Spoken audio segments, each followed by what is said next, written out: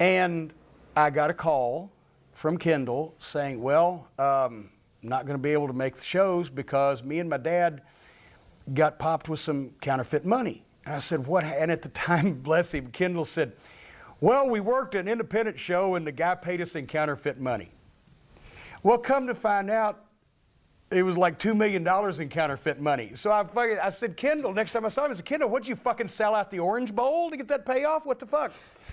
So, since I was the only member of the committee that, for whatever reason, I wasn't on the road that day, they got me from the office, or he got me on the phone at home, and I called the office, and I said, take out Kendall Wyndham on these cards, and put in whoever's not working, whatever. So the next time we have the fucking booking meeting, Hurd starts off on a rant, and I'm gonna tell you what, we're gonna stop having all these card changes and all these substitutions. And I'm looking at you, Cornette, when I say that. I said, what are you talking about? He said, well, you just changed the cards. I said, the fucking guy's in jail. What do you want me to do, bake a cake with a fucking file in it? And he's yelling at me because I took the guy off the cards that's fucking in jail. Motherfucker. So anyway, yeah, so that was, so Barry coming back, Barry, at, primo worker, at 2 years previously, 3 years previously, he'd been the best in-ring talent in the business. Mm-hmm. So, we got Barry Wyndham back. And Tony Schiavone. I told Tony, when Tony came in, he had a book, the big book, just like Vince, uses for the booking book, and he had all his paperwork together, and he had all his pens and everything, and he was ready to go to work. He'd gone up to this big company, seen how they did it, and he's going to come down and he's going to make a difference.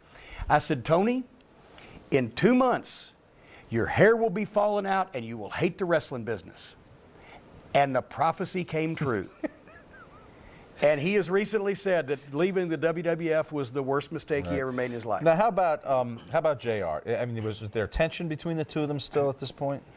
I don't know, and once again, I don't want to read either guy's mind. I didn't sit down. I'd known Tony since we started working for Crockett, and I'd known JR before that, so I didn't sit down and ask either one of them if there was heat, and I don't think there was on JR's position. I think also, at the same time, once again, Hurd probably, instead of looking at Tony Schiavone like he's over with our audience, he's been on TBS before, he knows the guys in the NWA style, I think he was just thinking, we stole somebody from the WWF, so that'll be a big deal. That was the last thing we wanted to do was do anything like the WWF. We should have been different, and Hurd continued to try to do everything like the WWF and fail miserably.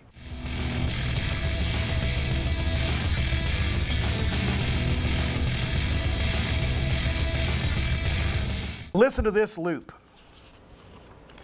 They sent us, starting May 4th, Boston, Massachusetts, right? And Bobby loses to Johnny Ace. And Stan beats Dutch in a single match with a small package. It wasn't in the Boston Garden. It was in this goddamn college gym that we couldn't hardly even find. We had to stop a cop and ask him how to get to this thing. And actually, I got trapped. Dutch was in the back seat. And I started to make an illegal left turn to get in the back of this fucking college gym parking lot. And I didn't know the Boston thing because I wasn't really New England savvy. And I'm straddling a fucking train track in the median of this road in the middle of town is train tracks. Yeah. And as I'm trying to turn, here comes a fucking train. And Dutch is trying to get the goddamn seatbelt. He's, oh, Jesus Christ, he's stuck. And I hit the fucking gas and off we go. So we almost got run down and killed. Then the next day, we are off, but we can't go home because the next day we're in Fredericton, New Brunswick. Oh. So here's what happened here. We go and have this horrible show where the boys are in 2 single matches and underneath matches. And then we're sitting in what was the hotel in Boston? It was like a Super 8, only not as nice. Stan cracks up. And the mirror cracks, right? Stan says, fuck it. He goes to the airport, gets on a plane, flies home. The first time the Midnight Express has got the disease that everybody else had, right? So he called us and told us, he said, I'm going home. Oh, fuck, all right. And at that point, I think he intended never to come back. But he went home. So we go to Fredericton, New Brunswick. It's Bobby Eaton and Kevin Sullivan against the Road Warriors. Guess who won that fucking match? Then we go to St. John, New Brunswick. Now, Fredericton, we got a $200 payoff. I think there may have been 300 people there, right? In St. John, we're driving a rental car, and I'm sick as a dog, but now I can't go home. I mean, I've literally 103-degree fever, and I had to go to the doctor and get antibiotics in the next few days, but I can't go home because Stan already has. And in fact, I can't leave Bobby up there alone, and Dutch is traveling with us, and he's fucking miserable. So we're all fucking sick and miserable and everything. We drive to St. John, and there's a huge line of people outside the building. And our hotel is right across the street, so we're thinking, fine, at least we'll have a good house. So we fucking see this headline from the newspaper, wrestling card gassed. Please shoot that, wrestling card gassed.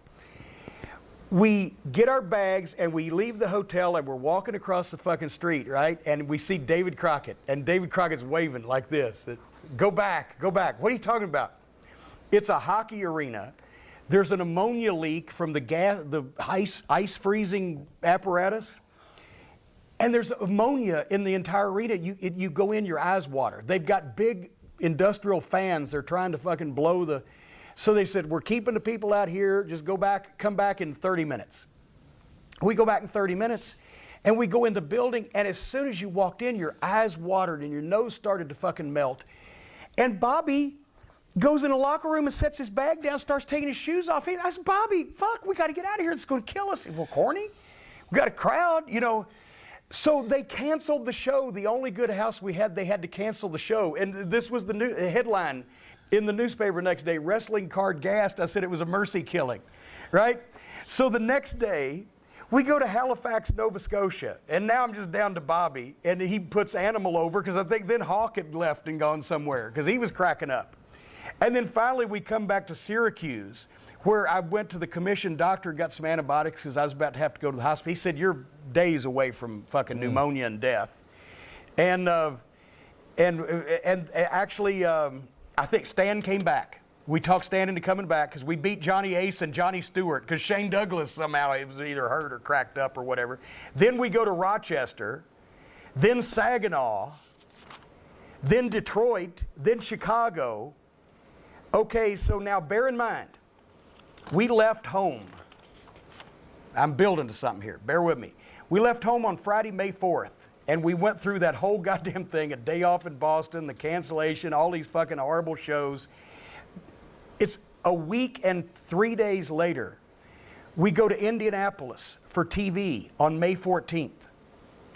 We have gone through all this shit. And we haven't been home and fucking seen our families in 10 days.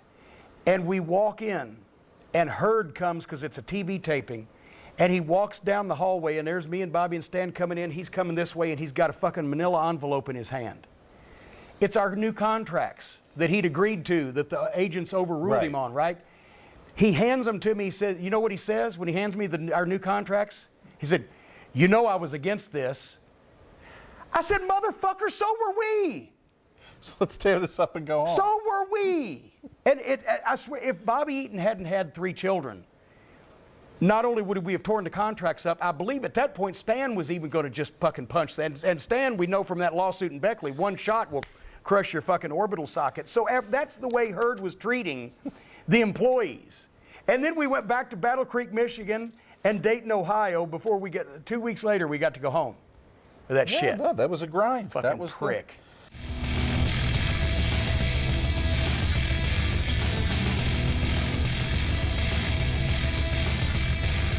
So they've revamped this fucking Glow Wrestling. What was your opinion of Glow at the time? I got to know. Well, my opinion of the revival of Glow Wrestling is what Dennis Miller once said about the reunification of East and West fucking Germany. I didn't enjoy their previous work, and I'm not anxious to see the new stuff. It was a goddamn joke, embarrassment, hoo-ha, cartoon fucking wrestling, even though it was girls, and it wasn't meant to be taken seriously. It was obviously phony fucking wrestling at a time where real wrestling was not supposed to look phony. And as soon as I saw it, it gave me fucking sour belches, and I was horrified that they would show it on TV. Is it possible that, I'm just going to take devil's advocate here, Glow was a sitcom about something serious. Not unlike maybe, what was that show about football? The First and 10 that was on HBO. The comedy show about... Sitcoms are funny. This was just bad. It wasn't funny. It just made wrestling look bad and made TV look bad. I don't know. Whatever it could be. I think it wasn't supposed to be wrestling. I think it was supposed to be. Then they should have stayed out of the fucking ring. Okay, very good. Goddamn. Okay, if I'm fucking Gordon Ramsay, do I want some fucking jack off in fucking a Ronald McDonald outfit fucking cooking in the goddamn kitchen on a fucking cooking show and he's killing my fucking business or what? As poor analogy. You've got me so frazzled I can't form a cogent simile. Fuck Glow and anything it looks like Glow. It was fucking cartoon bullshit fucking wrestling. Same fucking situation we're in here right now today.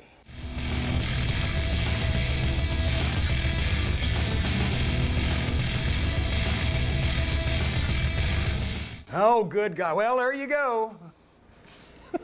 There you go. Why is this decision made? Why not? No, I mean... Is it the hope that putting him with someone talented will get him to